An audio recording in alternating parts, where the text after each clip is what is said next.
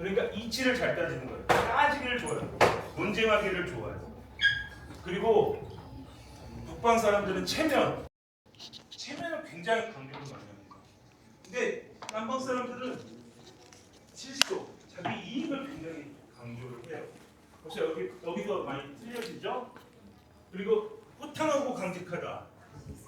좀 뭐랄까 자기가 좀 대범한 척을 많이 해요. 그래서 남방 사람들은 이거 갖고 놀려요. 그냥 체면치레를 많이 한다. 그리고 남방 사람들은 세심하고 영리하다라고 말을 하죠. 그리고 좀 재밌습니다. 그리고 남방 사람들은 진지하고요. 그리고 말은 많지만 북방 사람들은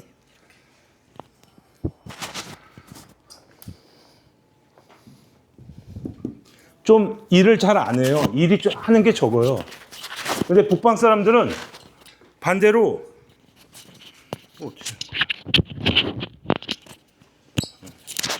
말은 적지만 일을 많이 한대요. 그런 것 같기도 해요. 그리고 이제 가장 대표적인 게 이 잠언과 워먼이 나왔던 게 인간관계가 더 복잡하다고 합니다.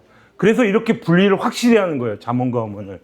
근데 남방 사람들은 인간관계가 단순해요. 왜 단순하냐? 이 사람들은 돈만 있으면 되거든요. 돈, 이익만 따질 수 있으면 이 사람이 우리든 우리가 아니든 상관이 없어요. 그래서 이거를 분할을 안 한다 그러더라고요. 그리고 사람을 등급으로 하는 걸 정말로 좋아합니다. 북방 사람들은. 그래서 네가 내 친구냐, 내 사업자냐, 내가 이렇게 뺏어 먹을 사람이냐 이거를 굉장히 잘 나눠요. 근데 남방 사람은 좋고 나쁨으로만 나눈다고 합니다. 이 사람이 좋은 사람, 이 사람은 나쁜 사람. 그리고 북방 사람들은 연변에 가서 보셨는지 모르겠지만 술 마시는 걸 정말로 좋아해요. 그때 이제 인생 얘기라는 거를 좋아한다고 하더라고요. 정말 술 마시는 걸 좋아합니다. 북방 사람들은.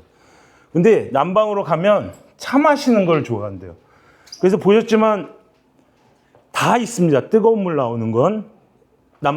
북방은 뭐 그렇게 중시하는 것 같지만 남방으로 가면 다 뜨거운 물이 나옵니다. 그래서 차를 마실 수가 있죠. 그래서 이 잠언과 워먼의 차이인 거예요. 사전적 의미를 보면 잠언이 더 커요. 근데 일상생활에서 사용하는 걸 보면 워먼이 더 포괄적으로 포함하는 것 같습니다.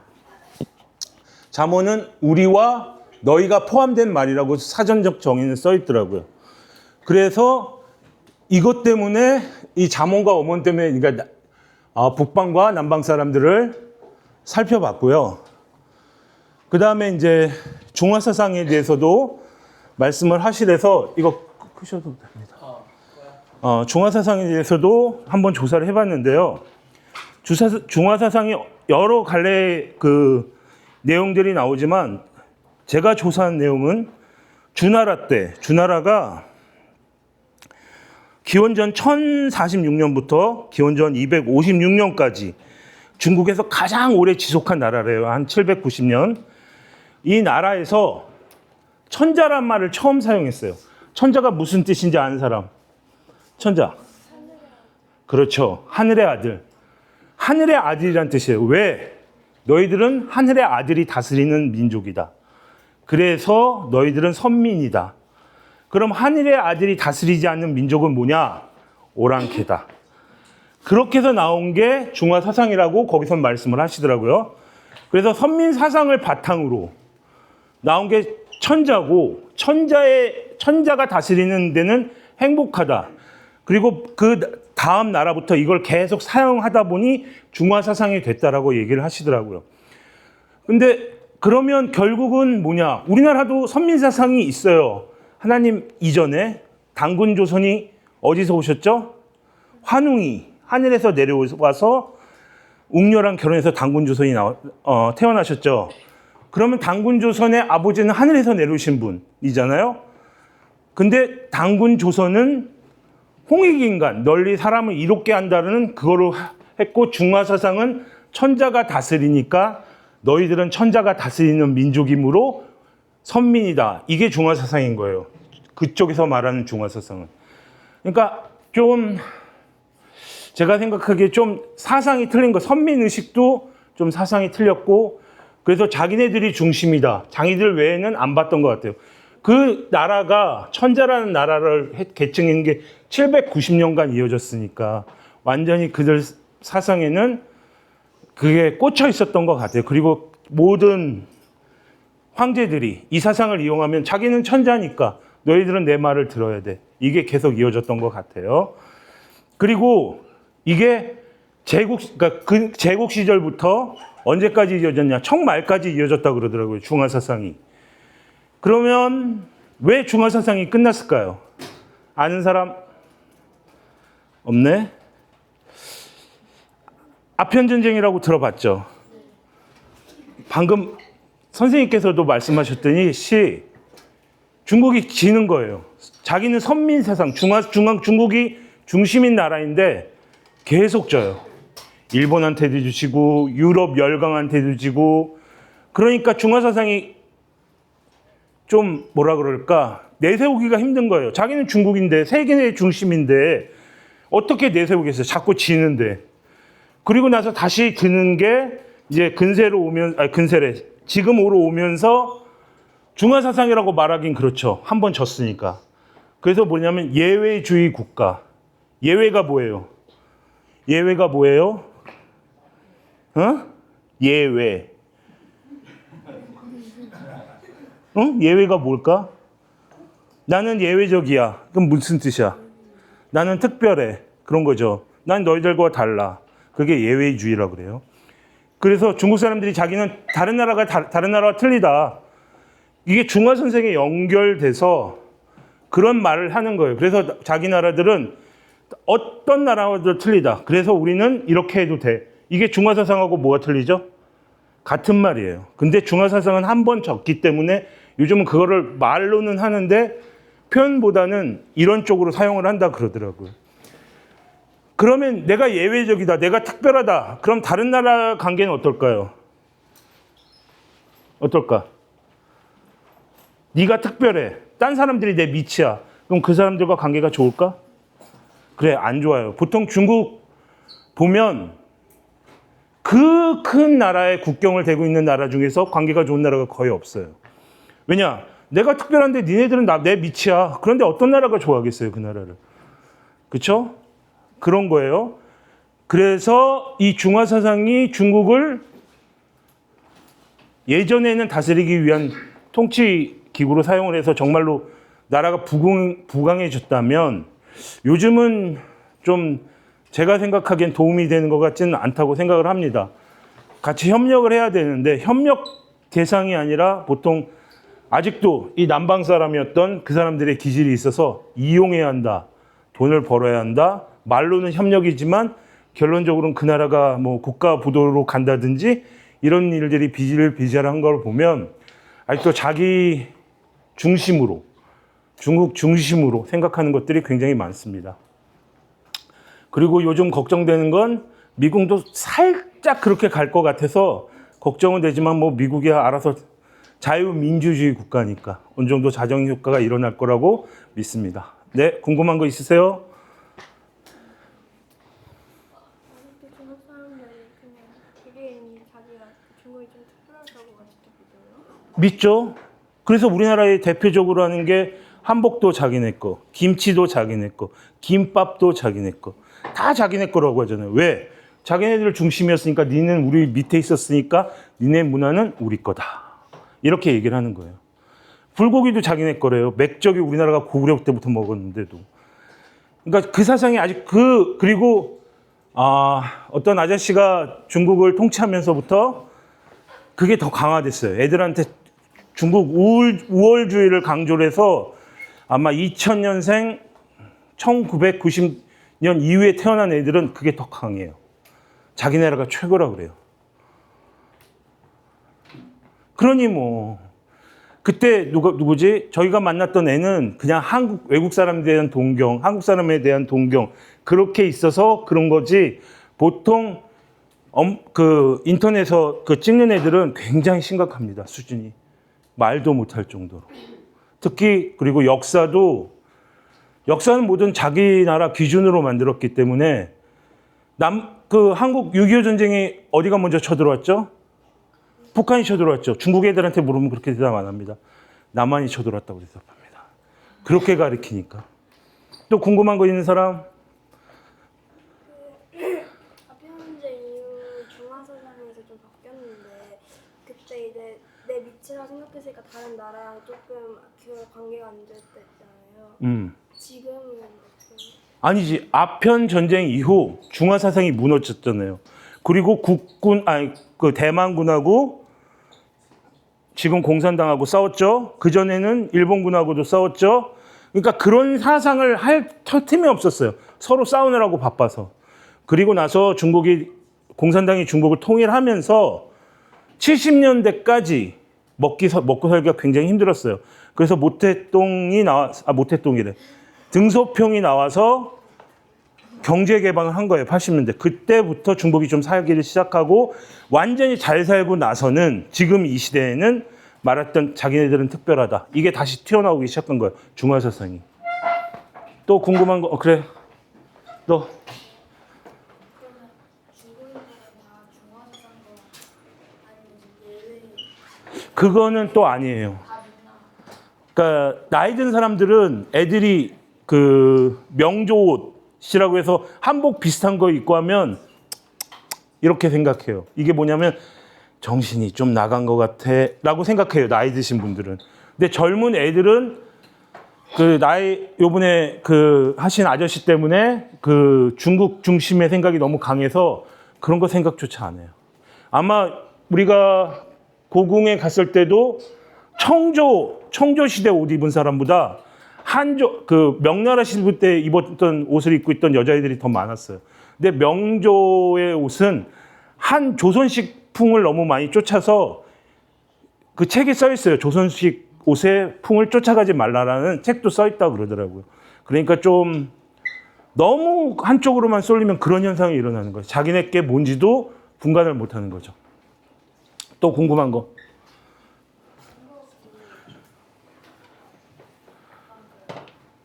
우리 문화가 좀 자기 거라고 느끼는데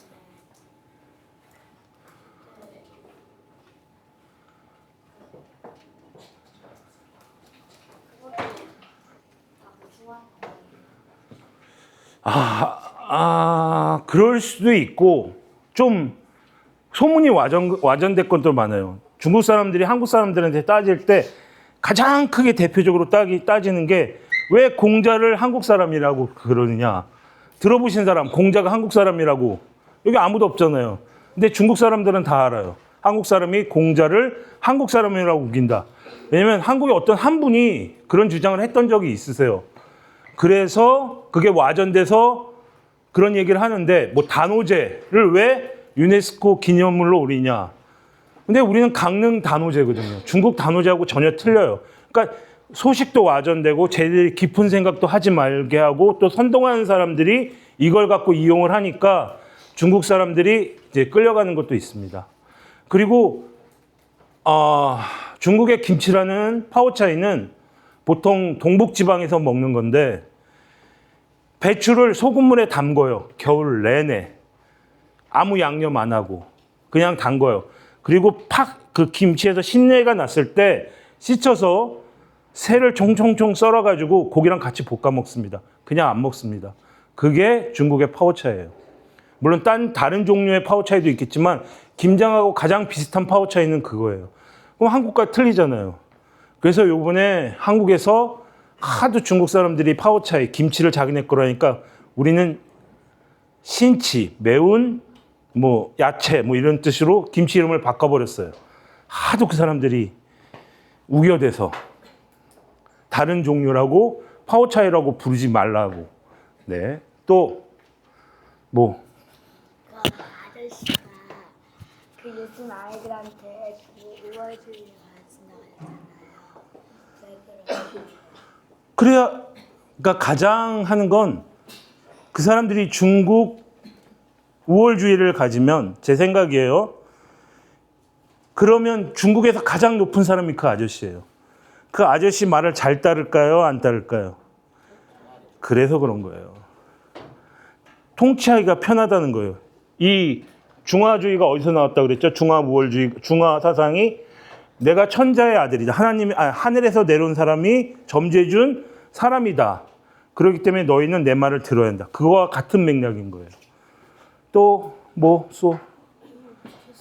아, 그런데 중국이 자기 중심, 이 중국이라면 중국 중심에 있는 나라의 문화를 다 자기 거라고 하잖아요. 변방 나라 같고 하지. 그러면 그 중국 옆에 러시아도 있잖아요.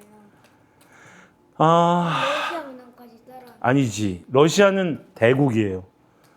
그런 나라들은 건드리지를 못해요. 크잖아요. 그러니까 예를 들면 한국 문화가 자기네 거라고 하는 이유 중에 하나가 여기 조선족이라고 있죠. 그 사람들이 한국 사람이에요, 아니에요? 옛날에는 한국 사람이잖아요. 그렇기 때문에 한국 문화도 자기 그 근거로 돼서 조선족이 우리 민족이기 때문에 소수 민족이기 때문에 문화도 우리나라 거다. 그랬더니 어떤 사람이 이렇게 반박을 했어요. 그러면 인천에 중국 사람들이 사는데 그러면 중국 사람들이 우리나라에 살기 때문에 중국 문화가 우리 거다라고 말해도 되겠네? 그건 또 안 된대요. 그러니까 어떻게 말로 설명을 해도 좀 안 통해요. 그러니까 그거 갖고는 뭐라고 대답을 못 해주겠어요. 중국 사람들이 그렇게 생각을 하기 때문에 우리가 뭐라고 막 옆에서 이렇게 막 떠들잖아요. 그럼 가만 놔두는 게 좋아요. 이걸 건들잖아요. 그렇게 하지 마세요. 그럼 싸우자는 거예요. 여기서 지금 현재 중국도. 아마 본 사람은 있겠지만 여기서 뭐라고 그래도 웬만하면 건들지 않아요. 그리고 나갈 땐 아예 강하게 나가야 돼요. 힘있게. 그러면 또 건들질 않아요. 우리를. 약하게 보이면 안 돼요. 그래서 결론을 말하면 중국이 우리나라를 건들지 못하게 하려면 우리나라가 힘이 있는 것밖에 방법이 없어요. 그러면 여러분들이 이제 앞으로 뭘 하든 제일 좋은 건 공부가 제일 편합니다. 먼저 전제 조건을 걸게요. 물론 다른 쪽으로 능력이 있어서 그쪽으로 가시는 분들도 계시겠지만 제가 봤을 땐 경쟁이 제일 약한 게 공부 쪽이에요.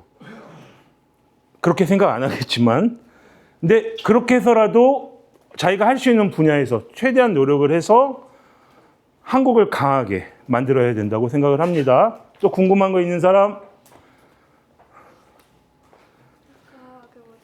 중국이 다른 나라랑 별로 사이가 안 좋다 했잖아요. 근데 이제 요즘에 중국이 다시 잘 살게 됐잖아요. 근데 다른 나라랑 소통이 잘 안 되면 이렇게 부자가 되기 어려운데 어떻게 중국이 잘 살게 됐나요? 중국이 잘 살게 된 이유. 일단 기본적으로 물건이 싸요. 그렇죠? 중국 내수 물건, 똑같은 물건이 두 개가 있어요. 중국 내수 물건이 좋을까요? 수출하는 물건이 좋을까요? 그렇죠. 수출하는 물건이 좋을까요? 그러면 가격은 어느 게 더 쌀까요? 수출하는 물건이 더 싸요. 정말로. 왜냐면 내가 똑같은 제품을 사봤는데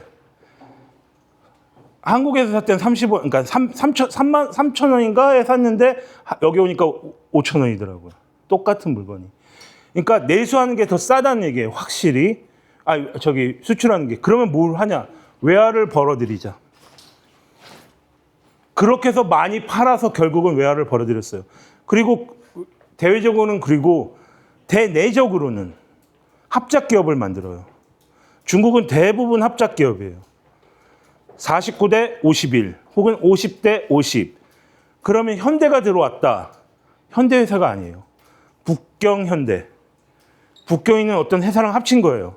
그럼 이익금이 나면 어떨 것 같아요? 50대 50이니까. 50대 50으로 나눠야 돼요. 그렇게 해서 많은 기업들, 폭스바겐, BMW, 아우디 이런 차들이 들어왔어요. 이런 기업들이 들어와서 결국 기술은 기술대로 내주고 돈은 반 벌고. 근데도 워낙 땅덩어리 크니까 돈을 많이 버는 거죠. 사줄 사람이 많으니까. 또 궁금한 점? 그래, 너부터.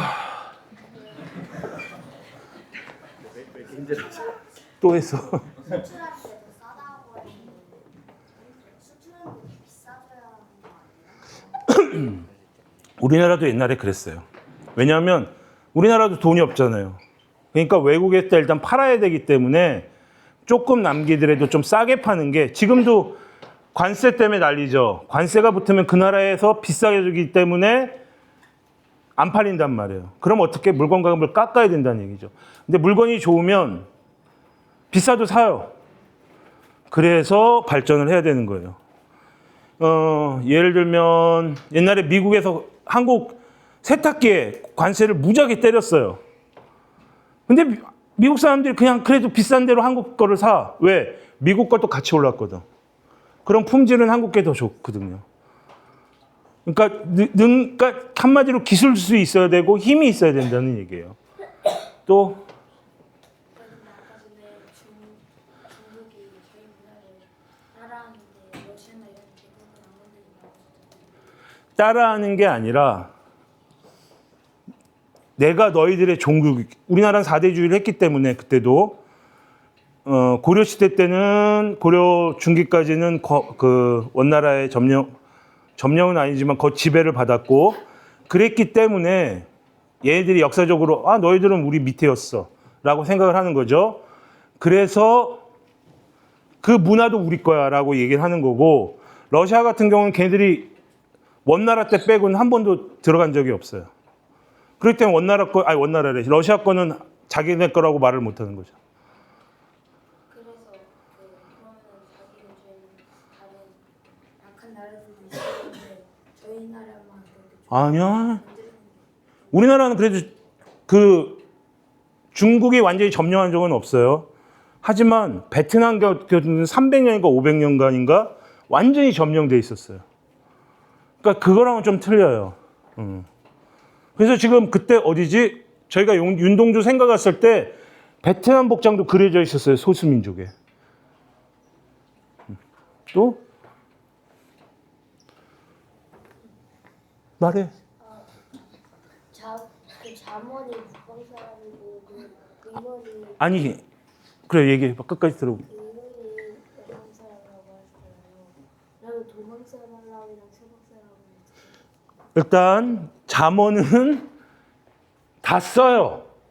근데 북방 사람들은 잠언과 원어를 분별해서 쓰고 남방 사람들은 다 원어이라고 해요. 그거 차이라는 걸 얘기해 준 거고 그 다음에 서방과 동방은 나누질 않아요. 장강을 기점으로 양자강을 기점으로 그 위에 있는 사람들을 보통 북방 사람, 밑에 있는 사람을 남방 사람이라고 얘기한다고 그랬죠. 네, 더 궁금한 거 없으면 수고하셨어요. 이제 우리가 조금 요약을 하고 출발해야 돼요. 그래서 듣겠는데 남방 사람과 북방 사람이 가장 큰 차이를 이루는 걸 여기서 듣고 이것 때문에 이 사람들이 서로 이렇게 틀리구나 라는 거 누가 얘기할 수 있는 사람? 얘기해봐요. 작은 사람들은 그 거란족이랑 이런 사람들이 기질이 남아 있어서 그 몸싸움을 좋아요. 또 다른 사람? 네. 그 남방 사람들은 돈을 가장 중요시하는데 북방 사람들은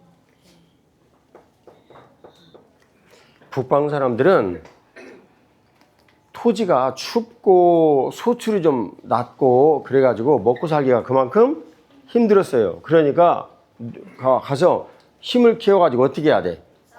싸워가지고 상대방 것을 뺏어야 돼. 그러면 그 세력을 유지하려면 관계가 좋아야 돼, 나빠야 돼? 좋아야 돼. 그러니까 이게 포용력 있게 대하는 거예요. 자, 몽골의 그 징기스칸을 두고 한번 생각을 해봐요. 그 몽골의 징기스칸은 그 젊었을 때 조그마한 부족의 후계자였어. 그리고 자기 가족밖에 안 남았어, 실제로. 가족밖에.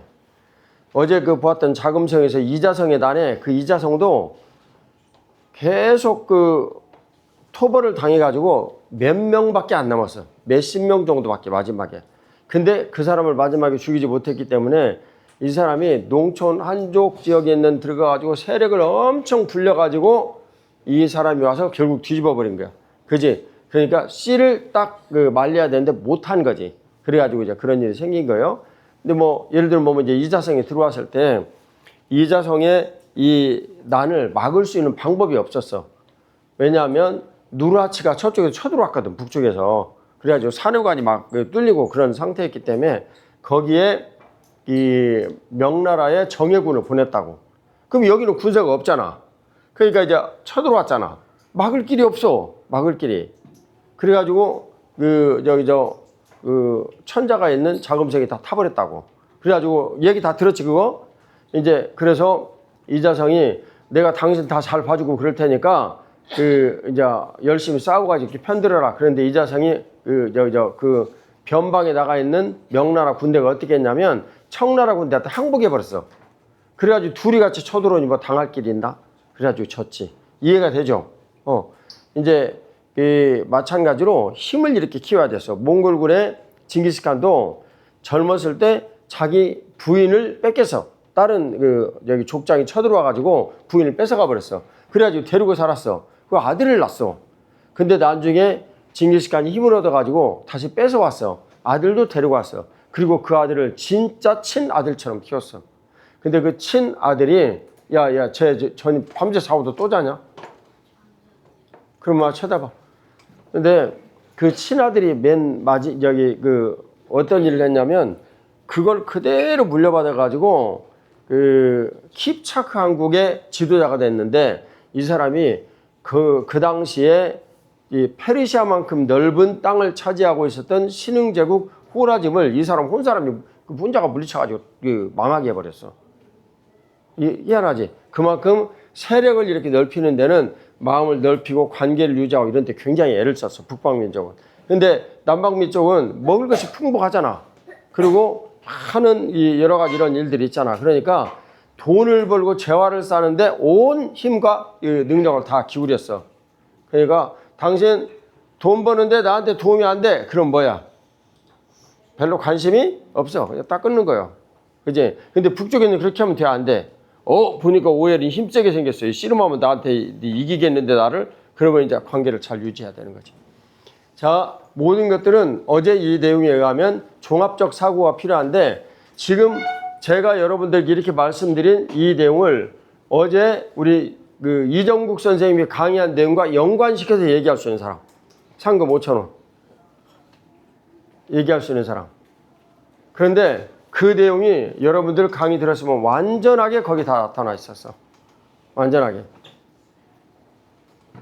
얘기할 수 있어? 아주 간단하게 몇 마디로 얘기할 수 있으면 답이야.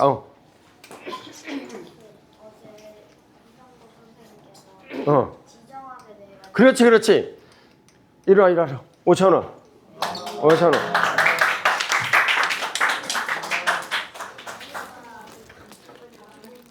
이건 지정학적인 문제로 모든 것들을 봐야 한다.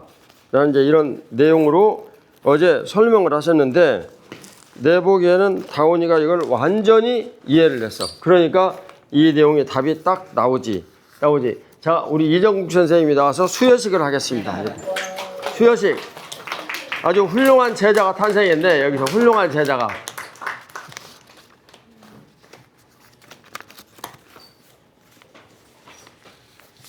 자, 직접 수여식을 하겠습니다.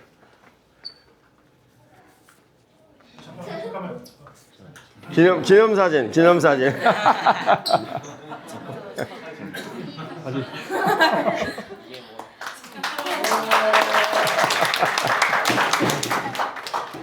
네, 들어가세요. 다원이는 제가 유럽에 갔을 때 하나님 아버지께서 이 가운데 삼성의 3배 정도 되어지는 세계적인 기업가를 키울 거니까 네가 찾아. 그래가지고 쭉 다니면서 박다운 찾았어요. 그러니까 부자하고 결혼하고 싶으면 너희들 저한테 관심 좀 가져.